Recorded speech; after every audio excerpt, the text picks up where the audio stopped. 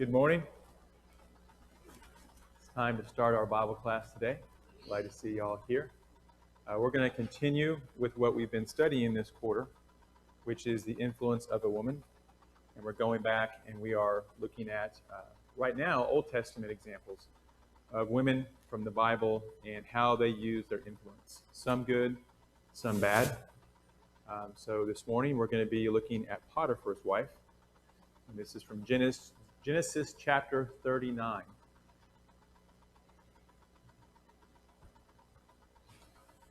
There's a schedule in the back, if you haven't picked one up, that shows all the different Sundays in this quarter and the topics and the readings for those. That way, whether you're here or you're at home, or if you missed a few, you can pick up right where we left off. So that shows that today is Potiphar's wife, which is interesting that we don't even know her name. We just refer to her as Potiphar's wife. In the Jewish tradition, they have a name for her, and some obscure Egyptian name that we don't use, we're not familiar with. But it just kind of shows you that she's not a real pivotal character in the Bible, enough where they provided with us with her name. But she does have an influence here that I think we can benefit from spending a little bit of time looking at this morning. So, Potiphar's wife occurs in the story of Joseph. And by the time we get to Genesis chapter 39, can someone kind of summarize for us in 4 sentences or less Joseph's life up to that point?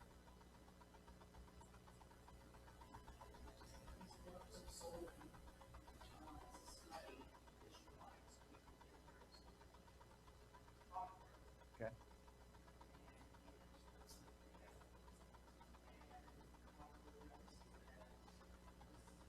Well, stop right there because you just get us to the start of chapter 39.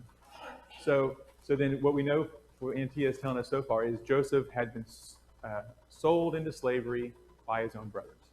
And the slave traders ended up selling him to Potiphar. Okay. Any other background information we should have about Joseph to this point?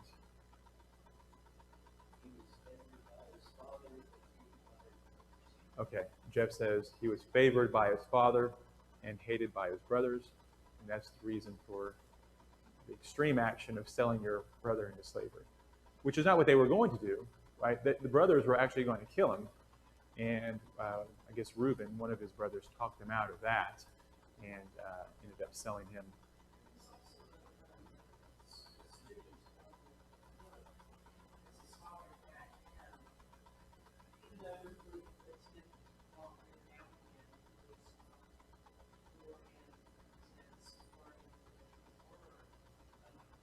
Okay, so Antia points out that he didn't tend to the flocks the way his older brothers did. He stayed more at the home site. And she's saying that part of that was study of God's word. What we notice about Joseph is he's got a devotion to God that's very unique to his brothers. And we'll see some of that today. So there's certainly knowledge about God and what God wants based on how Joseph lived his life and what he says. Okay, anything else you want to add about Joseph before we get into the text for today? A dreamer. Okay. How so? Well, we all have dreams. What distinguished Joseph? He was actually did something. Yeah, okay. So John is pointing out that Joseph was a dreamer in the sense that these dreams had meaning, and oftentimes it was a foresight into the future. Even beyond that, and part of that same thought of him being a dreamer, he attributed the interpretation of dreams to God. And he would go to God and knew God had the meaning to these dreams and would go to God and get this information. So he had a unique insight and conduit to God through these dreams. Okay.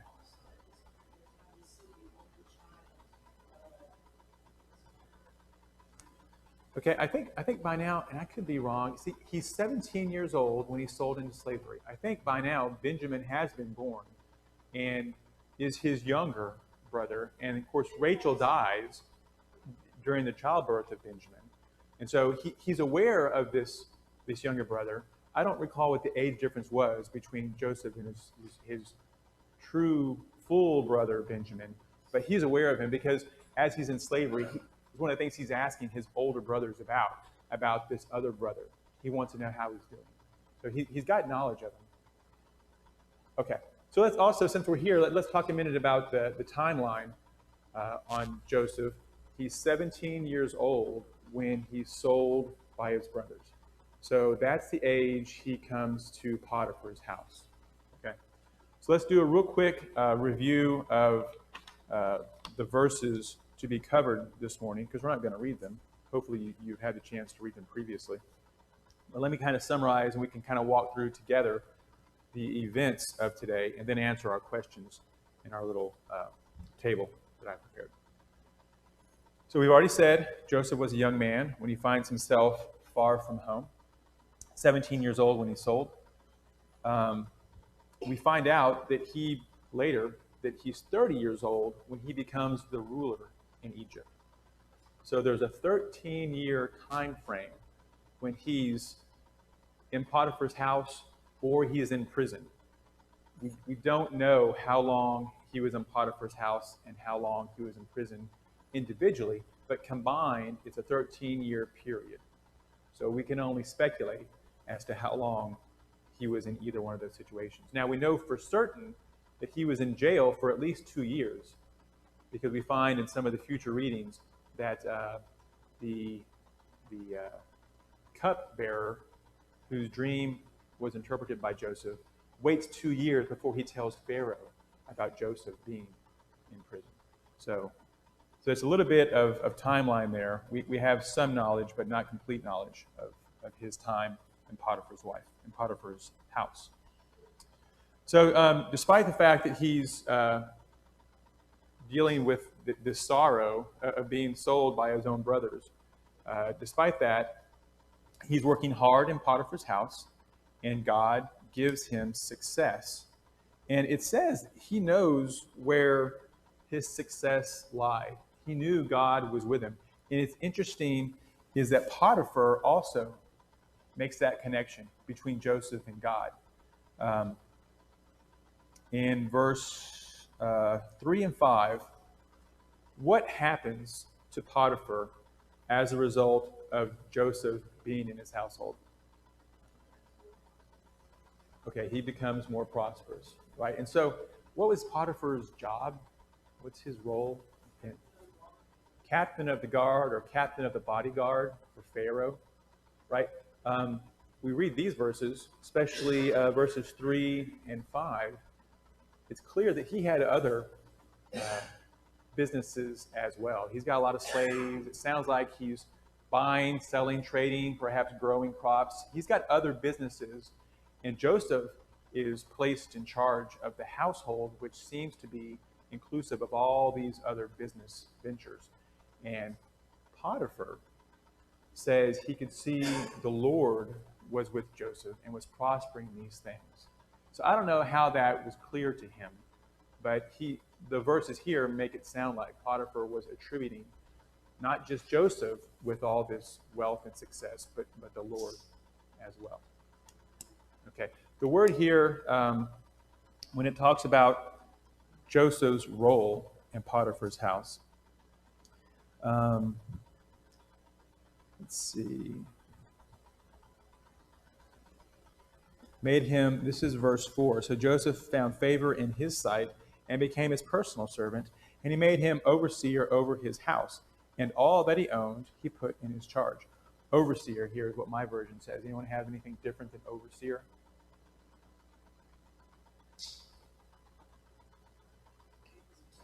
Attendant. Okay, well that may go along with his personal servant.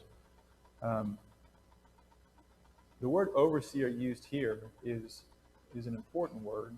It does, that's I think a good interpretation of the Hebrew.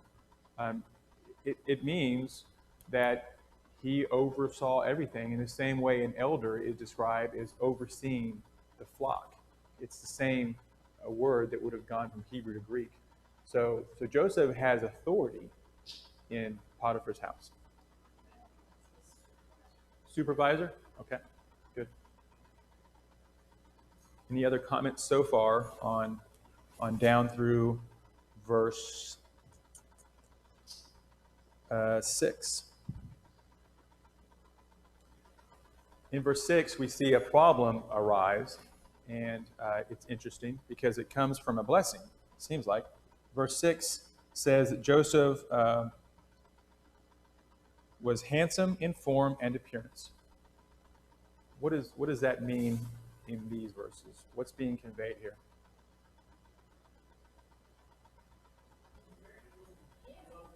Physically attractive? Is that what y'all take this to mean? Okay. I think that's right. Have we seen this phrase used before? Anybody have some good Bible knowledge recall? David, maybe. I'm thinking about preceding this. His mom, Rachel, was described with the same expression used here. It's a physical beauty, and I guess it's not surprising that he was handsome, his mom was beautiful. You think, well, whatever features were considered attractive back then probably, passed along. But he's described as handsome in form and appearance. Just physically, he was attractive. And some of the Jewish writings who have kind of like given Potiphar's wife a name, who expound on some of these stories, and even the Quran talk a lot, apparently, about how handsome he was. And they have whole chapters in the Quran about how handsome Joseph was. I don't know why that's so impressive to them, but the point is that from the Bible and from histories passed down, there's a lot made about how handsome he was. So that's not the problem. The problem was that Potiphar's wife was noticing this, apparently. And in verse 7, that it says, his master's wife looked with desire at Joseph and said, lie with me. Okay, so Potiphar's wife is attracted, and she propositions him. Now, he answers this, and he gives two reasons why he won't lie with her. What are those reasons?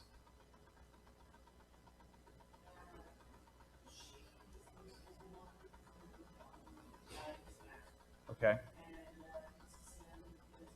Okay, right. And so, yeah, he kind of outlines all that Potiphar's done and what Potiphar's position is. And he will not do anything against Potiphar. And secondly, he makes it clear this would be a sin against God. And so he's got his reasoning. He explains that. So what's her reaction to his reasoning?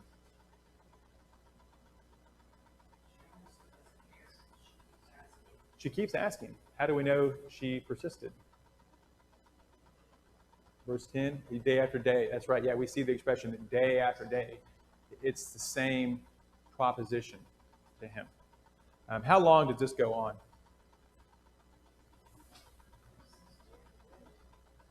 How many days? Yeah, we don't know. It's not explained how. Does this go on for years, for just a matter of days? The term day after day implies a lot more than just a couple days. It can mean, ongoing for years, but we just don't know in this case. But something happens to change the status quo. At some point, she gets him alone in the house, and there's no one else in there. It's the same proposition as before. In this event, though, he literally runs out of the room. Doc, do you have? She grabbed his coat. Okay. He runs to get away from that, leaving the coat behind. We don't know, again, the Bible doesn't give us, it's not a novel, we don't get all the details, why at this point she changed her tactic or just essentially gave up on him. And she's decided now, maybe she's tired of this, she's offended that he won't accept her advances. And so she screams for help, and she's got this coat, and she explains to the other servants that he's tried to, essentially, she's accusing him of raping her or attempting to rape her. And so Joseph's gone, the servants are back, and she's got this coat, and she sits beside this coat until Potiphar comes back, and then she tells the same story to Potiphar. This is an attempted rape, and the Hebrew that you brought into the house has done this. And Potiphar's reaction is what? Anger, yes. That's his emotion. What's his reaction? Throws him in jail. Okay, he has ready access to the jail, at least one of the jails in Egypt, and he puts him in the prison. So that's a story. Anything else we should add, details we should bring to light from the text before we get into answering some questions?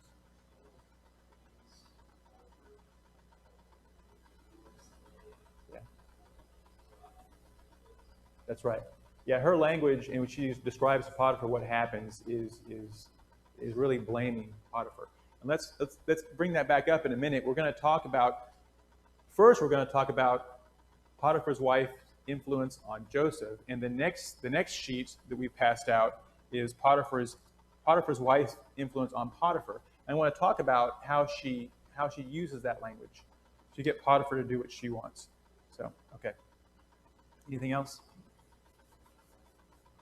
So let's go to the first box in our little table here and answer these questions. The relationship with the influenced individual. And here again, we're talking about Joseph and Potiphar's wife. Servant, okay. Could you call this the boss's wife? Would that be a way to describe this? Okay. Was the relationship between the two short-term or long-term? It's hard to say. We don't really know. He had been there long enough to advance to the role of overseer, and he had been there long enough for Potiphar to realize that with Joseph in charge, things are going great, and I'm prospering. So there's some amount of time that passes. We just don't know how long. So I wouldn't say short-term or long-term there. I would just note that some passage of time. Overall result for Joseph, this influence, was it positive or negative?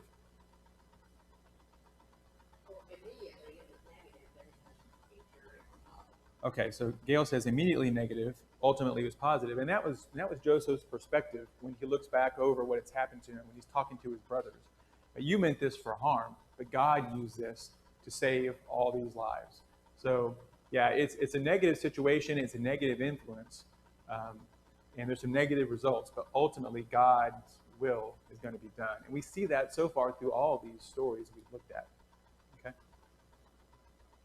What is the method of her influence with Joseph? Enticement, good. That's a good use of the word, right? What else?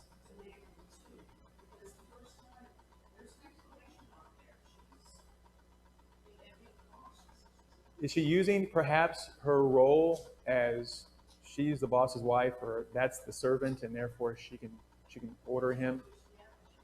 I think there's an attempt to use that role against Joseph here as well. So enticement's certainly there. I think also this intimidation because of status is probably likely there. What else? What other methods did she use? Okay, all right, as part of the enticement. Yeah. How beautiful was Potiphar's wife? We know nothing about Potiphar's wife, age or beauty or anything. We know he was handsome and he was young. We know nothing about her. So it's hard to say whether or not she was successfully, or obviously she had no success, but was she trying to use her beauty? We don't know if she had any beauty. There's one more thing about her method I thought was interesting that it does mention. That it was just day by day. She was persistent. And that's a real method for us to use, and we influence people. For better or for worse, we can be very persistent about getting them to give us what we want. And she certainly did that here. She didn't give up. The use of that phrase implies that she was continuing to try to convince him day after day, trying to wear him down. Anyone else have anything about the method you want to discuss?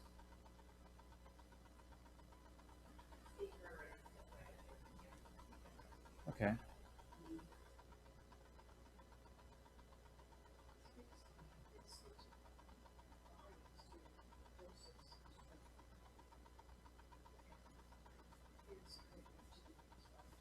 That's true. He was a young man away from home and in a difficult situation, and he was determined not to give in. And he had his reasons, and he stuck by those. So that is really impressive. Okay. And we hear today, the Me Too movement that's happened in the last couple of years before COVID came along, and everyone kind of forgot about that. Was people who have authority, men in the workplace, for instance, who have authority, have this unfair influence over women who are serving under them. And this is kind of the opposite of that, but it's the same relationship, perhaps. So it can be a really difficult situation to face. And yet Joseph demonstrates here that you can have the ability to resist. Yes, Ricardo?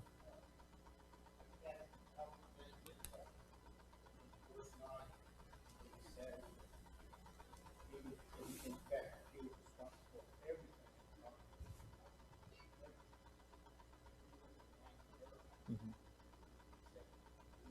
Right.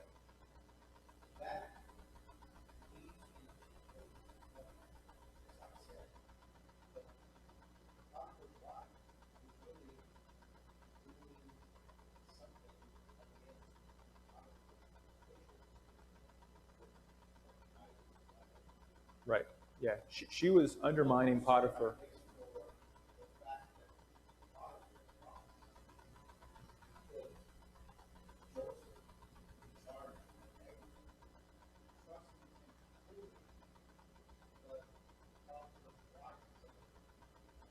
Okay. And I'm skipping ahead because I'm afraid we're going to run out of time. On the next lesson sheet, one of the points I want to make is Potiphar had this decision to make, even though he was angered with what he had been told by his wife about what had happened. On one hand, he's got Joseph, who's a faithful servant, who everything he's done has turned out well for Potiphar. On the other hand, he's got his wife. He's having to pick at this moment. And all that he knew about the success of Joseph and how God was with Joseph, he picks his wife. He keeps the cheating wife, and he gets rid of the faithful servant. That tells you a lot about the influence a wife has on a husband. Whether it be Potiphar's pride was injured that this had happened, whether he was just couldn't stand the thought of his wife with another man, whatever it was, it's staggering, I think. What husband wouldn't make that choice? I'll get rid of this guy. I'll send him to prison. I'll keep my wife. It was a wrong choice for Potiphar, but that's the relationship between a husband and wife. That's how strong the wife's influence is, and that's important to note out of this. And Tia?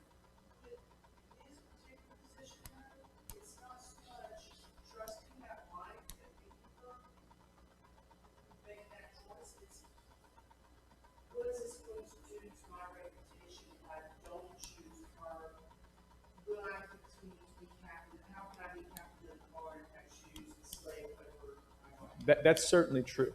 Yeah, all the status associated with his role was involved. So there's a lot going on here. That's true. Okay.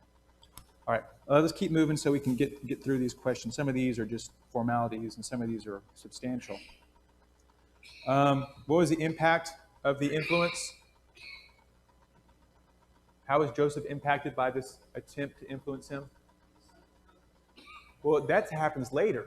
But as a result of her requesting he lie with her, how does that impact him?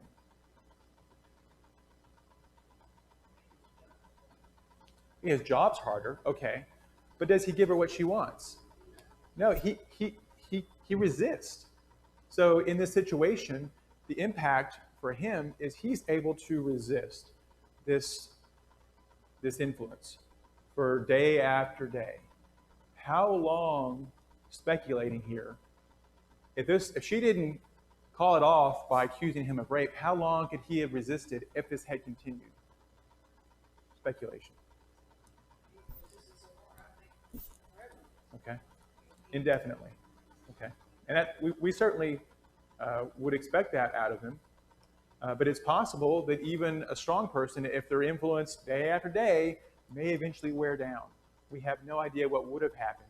We know Joseph's behavior to this point was perfect. But, if we're in a situation where these kind of influences are day after day, I think it'd be wise to try to find a way. Joseph had no choice, literally a slave here. If we find ourselves in situations where there's a bad influence that's day after day, we've got to find a way to relieve ourselves from that. And that's not shown in this. That's just my own personal opinion about being around an influence like this. It's a really bad situation. And Tia?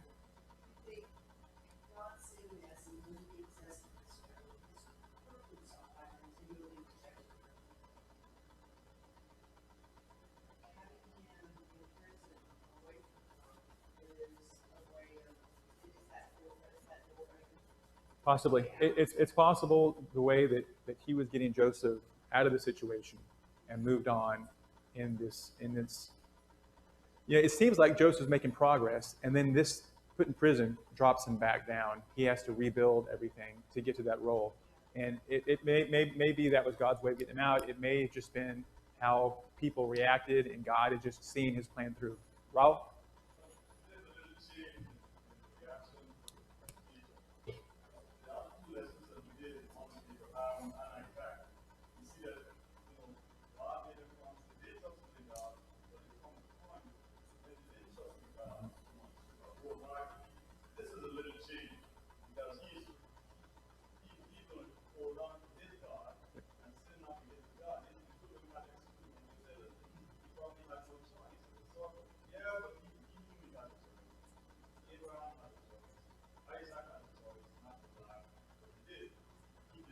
Okay.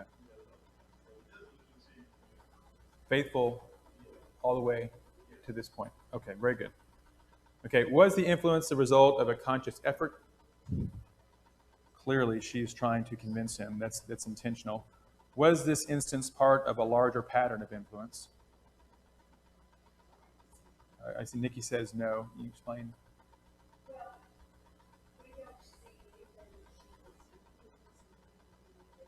Oh, right. Right. She had one request that we know of. Yeah, but she was persistent, though. Okay.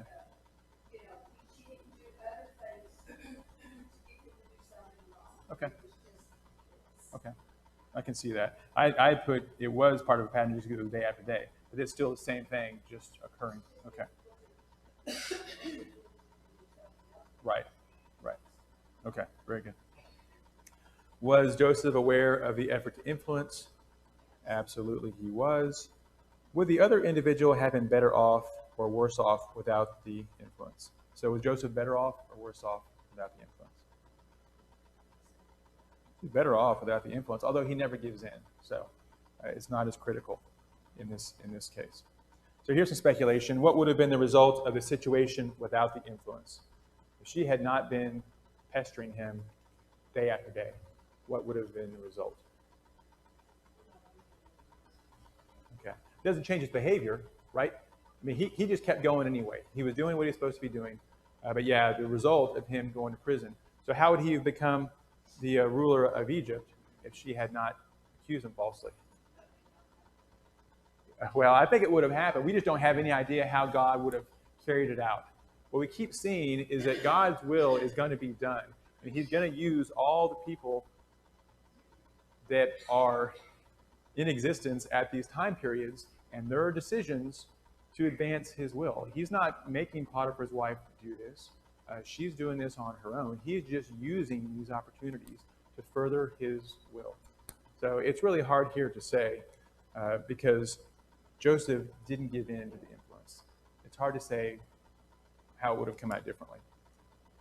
Okay, any takeaways about Joseph and Potiphar here and her influence?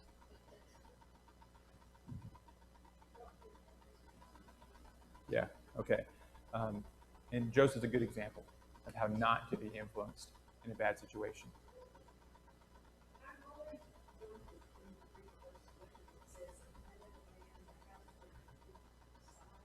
Mm-hmm.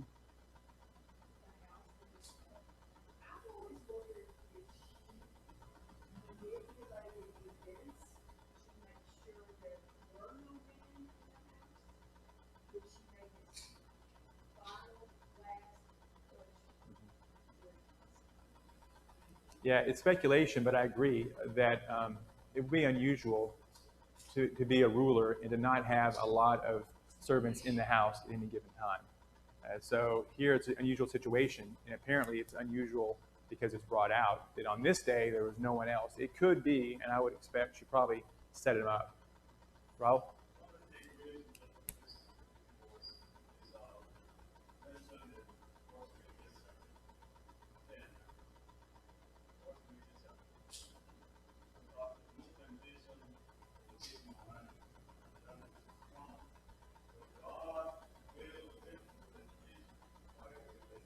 Right.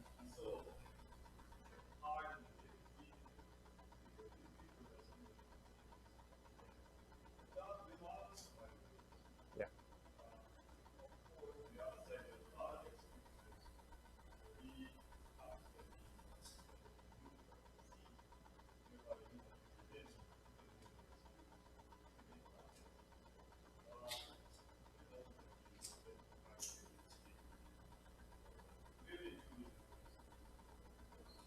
Excellent. Raul brings out, for those who didn't hear that comment on the streaming, perhaps 1 Corinthians 10, where God has explained that no temptation has overcome but is common to man, and he's provided for a way of escape. So Joseph had excuses he could have made, and Joseph doesn't make any excuses. He just keeps doing what's right. And so just an example for us.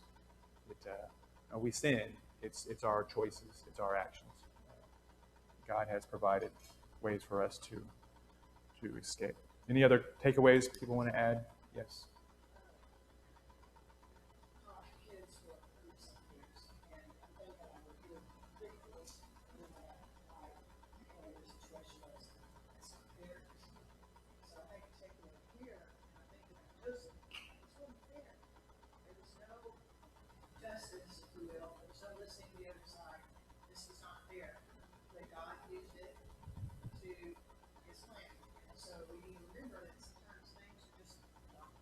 Yeah, life isn't fair, and there's no promise of that.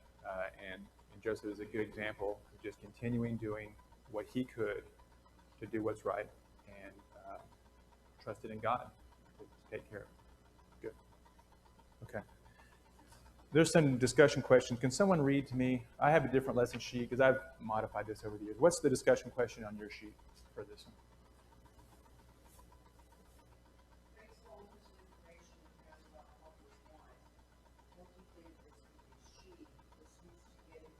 Oh, yeah. Yeah. Do we, is speculation again. Can we tell anything here? Is Potiphar the type of woman who's used to getting what she wants? It seems like it, and it's just speculation. I get that, and I hate to ask too many speculation questions, but we don't have a lot of details on these, but we can get a lot of information and guidance from these. So yeah, so it seemed like Potiphar's wife, probably a wealthy family. She's not used to being turned down, and so she is, I think, struggling with how to handle that. And her methods available are using her power, being persistent, trying to be persuasive and seductive, and eventually it seems as if she just gives up and decides, you know what, I'm just going to get rid of this guy. In the next thought question or next discussion question listed. Oh, yeah. Yeah, so how long, and we talked about this a little bit already, how long could Joseph have persisted? Well, we like to think just forever. Until he ran out of clothing. He kept leaving garments behind, perhaps. But yeah, we just don't know. It's a bad situation to be in when you're tempted day by day. And yet Joseph, as a slave, all he could do was face that and overcome that. Laverne, you have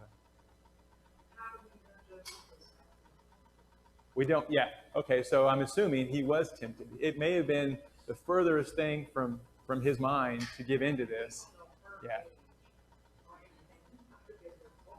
Possibly. That's possible. Yeah. So we really don't know. Yeah. Okay. Let's skip over then and talk about Potiphar for a minute before we have to stop. So this is the same chapter, 17 through 20, is really how she now is going to influence Potiphar instead of Joseph. So Potiphar is now the influenced individual. The relationship between the two, husband and wife, sure. Was a relationship between them long-term, short-term?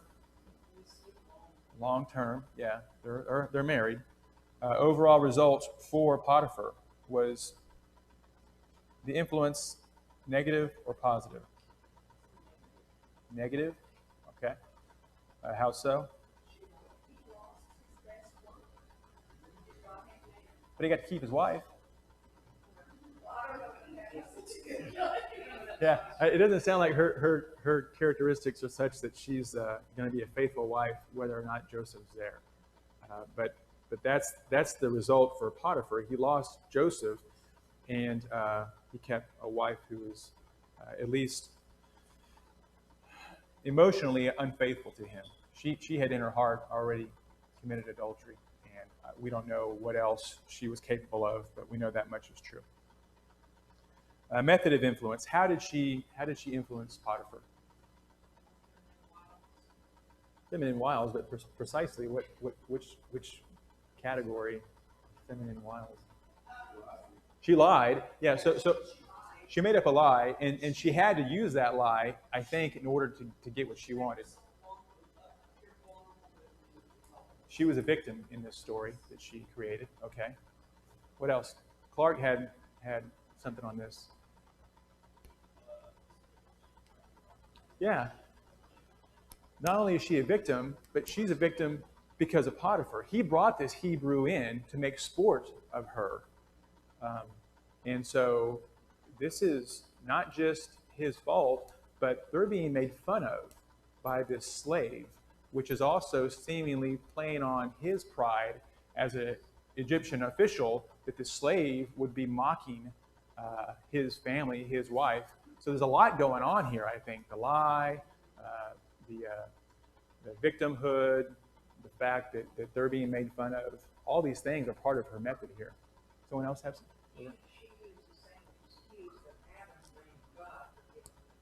Yeah, and so yeah, Laverne points out that this is kind of like Adam saying, "Well, the woman that you gave me, she asked me to eat this." So then that's common for us, is we want to shift blame when we're in trouble. But Ricardo's got a big speculation, Willis. And that would be the situation that the household, everything going on in the house. She probably had many servants, man servants, women servants. And after having watched a lot of British shows about the Servants? aristocracy in Europe, Uh-huh. a lot of things that go on in the household, the maids, the servants, the workers, The butler? the butler, they all know what's going on. They got ears. Oh yeah. It seems like it was a dead man for them to shut their eyes and mouth and not spoken a word about what they know. Okay. The speculation on my part is, if the butler and the servants and the maid and everybody saw what was going on day by day, Yeah. then somehow or other that information was found to conflict in some form. Anyway, my speculation is that Potiphar may have known about her being this. Interesting. Well, that's a whole other aspect I haven't thought about. But all the other servants, and you're right. You know, people are in the house, people are out of the house. They talk, they see things. Yeah, we don't know. We don't know how that played out, but that could have been at play here as well. Laverne?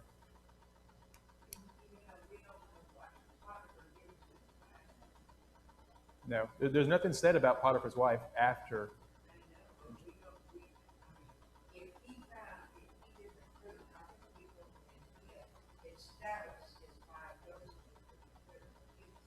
Okay. We don't know. True. True. Okay. Yes, Jeff.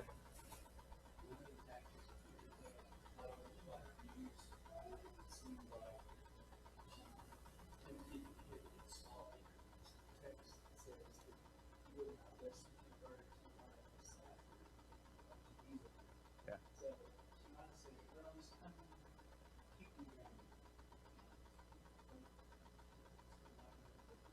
Right. Incremental.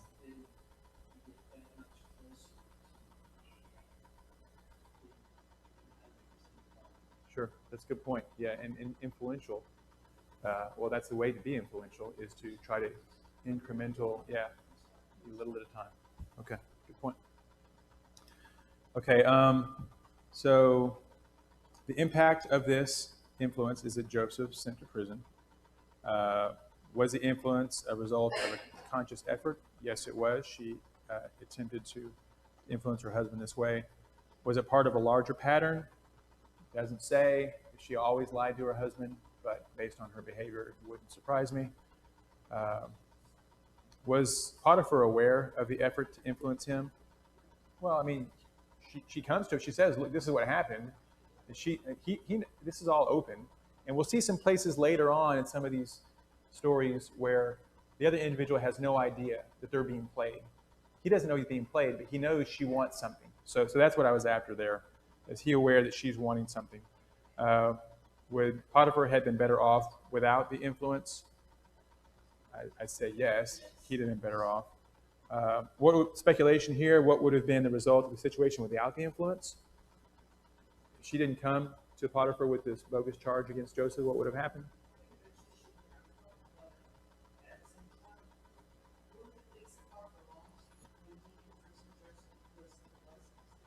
Yeah.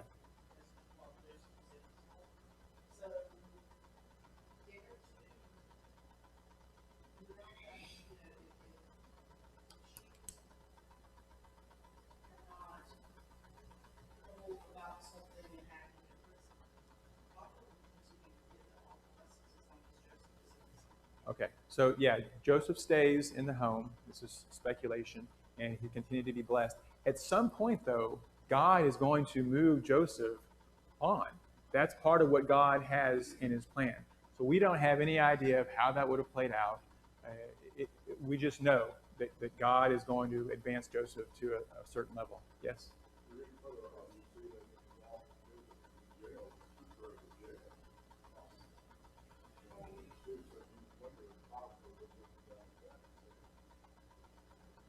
That's true. Yeah, that the official at the prison advanced Joseph because he saw that Joseph prospered. But who's in charge of the prison ultimately? It's Potiphar. So in a way, Joseph's still serving Potiphar, only now there's this intermediary, this jail official. So it's kind of interesting how that played out because he sent him to prison. He ended up working in the prison. So, all right. Real quick, some takeaways before we close this down. What are some takeaways between Potiphar and Potiphar's wife in this influence? I already mentioned one earlier, just to demonstrate how strong the wife's influence can be, where Potiphar makes a decision seemingly quickly. He didn't have to debate this. He didn't, go to God and pray about what he's going to do. He's given the information from Potiphar's wife, and he acts to get rid of Joseph, send him to jail. Against his own better judgment normally, he picks his wife, whether that be because of pride, because of status, because of embarrassment, because he loved his wife, but we don't know precisely, but we see that he sided with his wife 100% in this situation, and that's very influential. Other takeaways we might get from this one?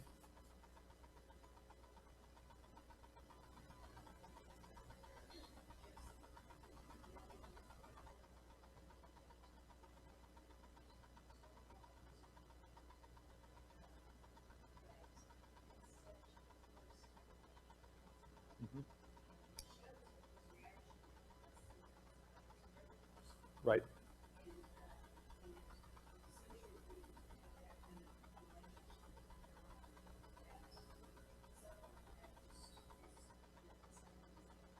Right.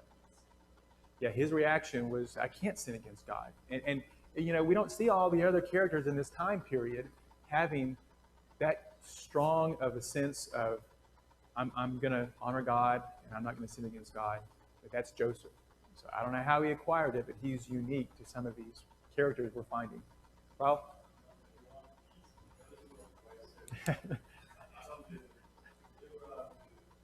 yeah. Yep.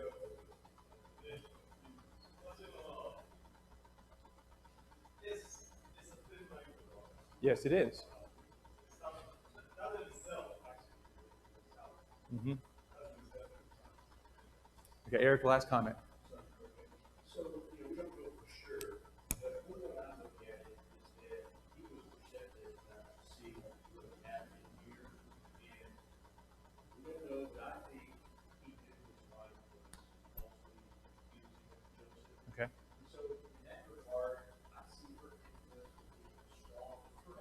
Uh-huh. That he really wanted to make a right choice, but her influences was from it. Like he had said, he had some things to his position. Yep.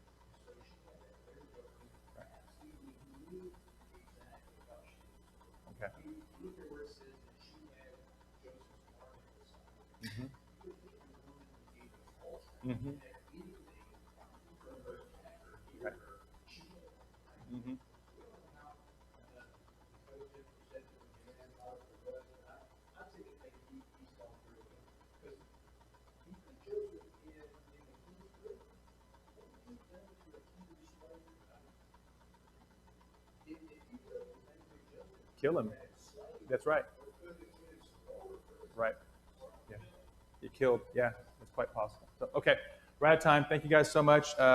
Next week will be 3 women looked at, all women critical in the life of Moses. Okay, so the lesson sheet should be in the back. Thank y'all.